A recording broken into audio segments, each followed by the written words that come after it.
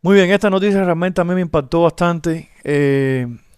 A pesar de que Rusia está en guerra, no significa que el pueblo de Rusia como tal tenga la culpa de lo que su gobierno esté haciendo. Y tampoco podemos dejar de ser sensibles, de empatizar, ¿no? Con atentados de esta magnitud. Ayer, ISIS ataca a Rusia. Hizo ayer o anteayer, no estoy seguro bien, pero la noticia es bastante fresca. En uno de estos escenarios de conciertos, tipo de los más bonitos que hay en Moscú. Y bueno, lo incendiaron y hubieron más de 100 víctimas humanas que perdieron la vida y otras tantas que resultaron gravemente heridas y están siendo atendidas ahora mismo en hospital. Entonces vamos a ver la noticia primero y después vamos comentando, ¿no?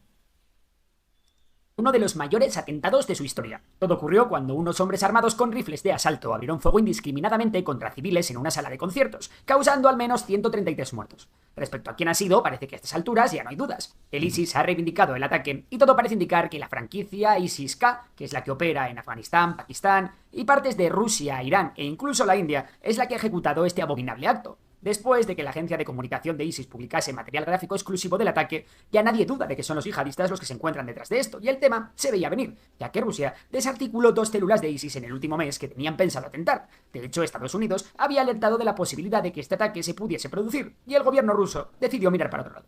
Por otro lado, el gobierno ruso anunció que alguno de los detenidos tenía intención de escapar por la frontera ucraniana a través de un corredor seguro que supuestamente les iba a facilitar Ucrania. Sin embargo, esto es extremadamente poco probable y es muy posible que realmente se dirigieran a Bielorrusia. ¿Por qué? La razón es sencilla. La frontera entre Rusia y Ucrania es posible la frontera mejor vigilada de todo el mundo, ya que al fin y al cabo es un frente de guerra, por lo que hay un montón de cámaras, drones, posiciones defensivas, trincheras y todo lo necesario para que la frontera no sea porosa por ambos lados. Además, es bastante obvio que el gobierno de Ucrania no tiene ningún tipo de lazo con el ISIS. Pero entonces, si Ucrania no tiene nada que ver, ¿por qué el gobierno ruso está tratando de relacionar a Ucrania de alguna manera con el atentado?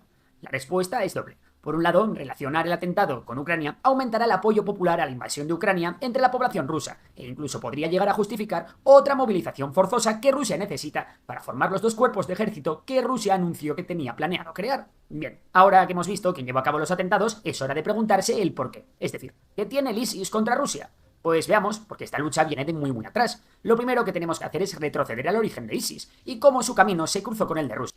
Hay una cosa que yo nunca he entendido bien de estos atentados. Me acuerdo que hace unos cuantos años atrás los chechenos también han hecho atentados súper terroríficos allá en Rusia con el teatro de Moscú que fue eh, bastante feo. Aunque sí hay una realidad. La gran mayoría de los muertos del teatro de Moscú los pusieron los propios rusos tratando de eliminar a los terroristas chechenos porque gasificaron y así durmieron a todo el mundo y muchos se quedaron dormidos, era un gas experimental y no pudieron respirar bien y se asfixiaron. Y de ahí vinieron la gran mayoría de los muertos, aunque hubieron otras fatalidades que no fueron, que sí fueron, digamos, por los propios terroristas, ¿no? Y obviamente, bueno, los propios terroristas que también fueron ajusticiados ahí en el lugar. Pero anterior que ese, hubo uno, o después, no me acuerdo bien, hubo uno que fue mucho, pero por mucho más terrible, que era como una escuela infantil, donde murieron muchísimos niños por una explosión después de haberlos secuestrado por 2 o 3 días.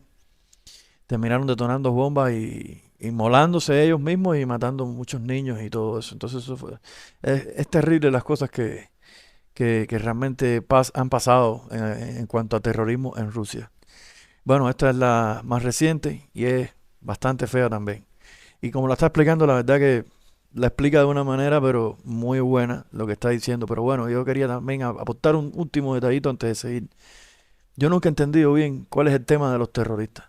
A ver, si realmente ellos quieren dominar o, no sé, seducir a una nación, seducir, no. Imponerle a una nación que haga algo que ellos desean, lo que sea. Aquí no me van a explicar lo que es, ¿no? Eh, ¿Por qué es que matando inocentes ellos creen que van a lograr eso? Y no, más bien el odio del pueblo, lo cual puede hacer que luego el pueblo de ellos sufra más todavía. contra Rusia, que en definitiva es un país más poderoso, aunque quizás no tenga intenciones de atacarlos a ellos o no. No sé, vamos a seguir viendo el video porque yo también me estoy informando un poco al respecto viéndolo. Sin embargo, el punto es el siguiente. ¿Qué necesidad realmente tienen de matar inocentes? ¿Cómo es que eso realmente va a cambiar o va a amedrentar a una nación tan grande? A modo de que por miedo ya no hagan lo que ellos no quieren que hagan. No sé, vamos a ver cuáles son sus razones de una vez. Rusia. ISIS surgió de las cenizas del conflicto iraquí. Pronto expandió sus ambiciones al vecino Siria, que en aquel entonces era pasto de una guerra civil que había creado un caldo de cultivo ideal para que ISIS pudiera expandirse. Así que aprovechando el caos, el grupo ganó mucho territorio y poder, tanto que llegó a amenazar incluso la existencia del gobierno de Bashar al-Assad, que es aliado de Rusia. Y es que Rusia no solo era el aliado de al-Assad, también tenía intereses estratégicos en la región, como puede ser la gran base naval de Tartus, que es el único puerto ruso en el Mediterráneo, lo que constituye un activo estratégico clave para que Rusia pueda proyectar su poder naval en la región. Por ello, Rusia comenzó en septiembre de 2015 una intervención militar contra el ISIS y contra otros rebeldes sirios. La intervención comenzó con una campaña aérea intensiva. Rusia desplegó aviones de combate avanzados, sistemas de defensa antiaérea y tropas especiales, junto con asesores militares para fortalecer las fuerzas del gobierno sirio. Además, se utilizaron tácticas de guerra electrónica y misiles de crucero lanzados desde buques en el mar Caspio, lo que también labró una gran fama a las fuerzas militares rusas.